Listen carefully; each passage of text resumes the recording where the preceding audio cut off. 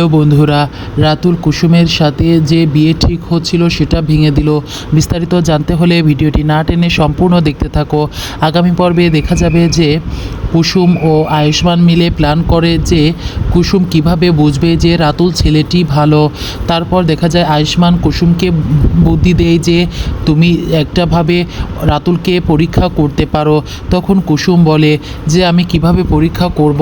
তখন আয়ুষ্মান ওকে বুদ্ধি দেয় যে তুমি যদি বলো যে আমি বিয়ে করতে চাই না আপনাকে, কিন্তু আমি ইন্দ্রাণী ম্যাডামকে অর্থাৎ দেবীমাকে বলতে পারবো না, আপনি প্লিজ বলে দিবেন।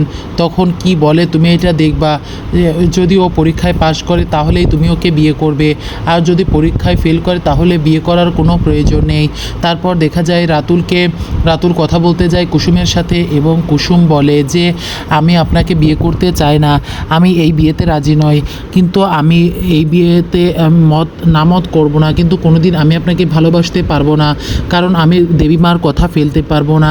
দেবীমাকে আমি অনেক ভালোবাসি এবং দেবীমায়ের কথা আমার কাছে অনেক সম্মানীয়, তাই আমি চাই না দেবীমা আমার দ্বারা কষ্ট পাক। তাই বলার পর বলে যে আমি চাই আপনি দেবীমাকে নিষেধ করবেন। তখন রাতুল বলে আচ্ছা ঠিক আছে, আমি না হয় ইন্দ্রাণী ম্যাডামকে বলবো যেন তোমার সাথে আমার বিয়ে না দেই, তুমি ভালো থাকো, আমি এটাই চাই, তোমাকে আমি জোর করব না।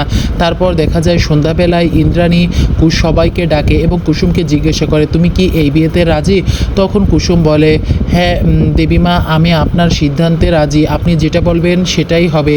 তখন রাতুল বলে ওঠে ম্যাডাম আমার কিছু কথা আছে, আমি এই বিয়েতে রাজি না, আমি এই বিয়েটা করতে পারবো না। তখন ইন্দ্রাণী বলে ওঠে তুমি কি বলো, তুমি কেন করতে পারবে না। তখন আয়ুষ্মান বলে তুমি না একটু আগে রাজি হয়েছিলে, এখন রাজি হচ্ছ না যে। তখন বলে আমার একটু সমস্যা আছে, আমি কুসুমকে বিয়ে করতে পারবো না, আমার অনেক সমস্যা আছে, আমি অন্য একটি মেয়েকে ভালোবাসি, আমি ওকে কুসুমকে বিয়ে করতে পারবো না। তখন কুসুম বুঝে যায় যে রাতুল ছেলেটা অনেক ভালো, ওর লোভ লালসা কম, ও অনেক ভালোবাসবে আমাকে। এরপর কুসুম রাতুলকে বিয়ে করতে রাজি হয়। বন্ধুরা, পরবর্তী নতুন ধামাকা ও আপডেট জানতে হলে আমার চ্যানেলটিকে সাবস্ক্রাইব করে লাইক শেয়ার কমেন্ট করে পাশে থাকো।